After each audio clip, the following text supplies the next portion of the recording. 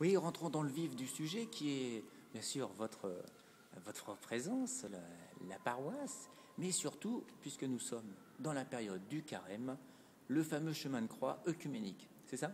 Oui, c'est cela, exactement. Nous avons lancé avec le curé de Saint-Pierre du Gros-Caillou, qui est de l'autre côté du Champ de Mars, il y a 8 ans maintenant, ce chemin de croix sur le Champ de Mars, initié par les deux paroisses catholiques et auquel on a invité très vite l'année suivante la paroisse protestante Saint-Jean l'Évangéliste de la rue de Grenelle.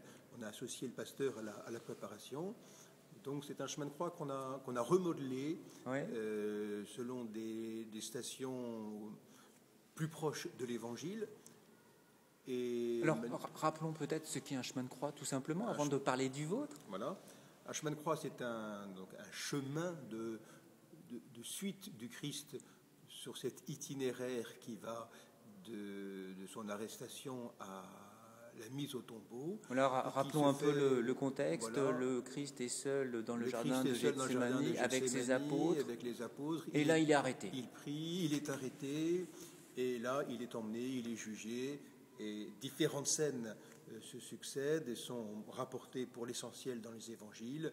Jésus est condamné, Jésus est flagellé, et Jésus est dépouillé de ses vêtements, on lui met une couronne d'épines, et Jésus porte sa croix.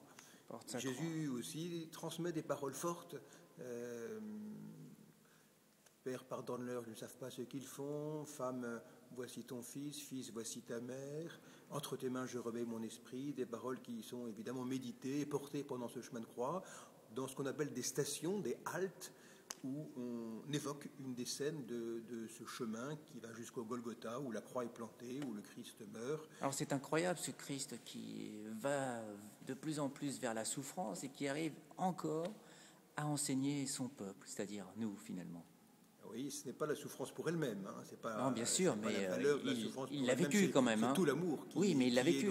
Il l'a vécu. Le chemin de croix, c'est pas un chemin de jouissance, c'est un chemin de souffrance. Une souffrance inimaginable, parce que non seulement la souffrance physique, mais il y a aussi la souffrance de ce qu'il porte intérieurement, pour nous chrétiens. Nous croyons le poids du péché, le poids du monde, le poids de la vie de chacun des hommes pour lesquels il donne sa vie.